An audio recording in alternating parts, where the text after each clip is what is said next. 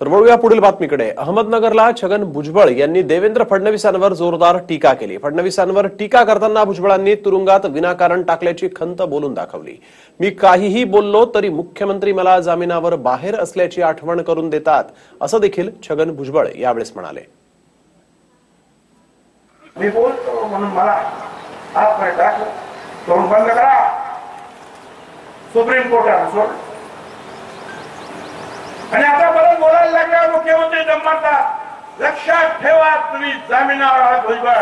हो बाबा, आम्ही जामिनावर आहे देवेंद्र भाई, मी जामिनावर आहे। मी सांगितलं मी काय बोलायचं हे तुम्हाला विचारू का?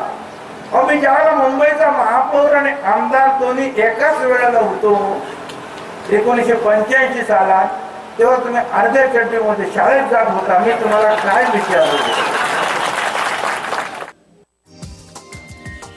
हा व्हिडिओ तुम्हाला आवडला असेल तर असे आणखी व्हिडिओ पाहण्यासाठी TV9चं YouTube चॅनल सबस्क्राइब करा, बेल बटन दाबा। ताज्या घडामोडींसाठी लॉग ऑन करा tv9marathi.com।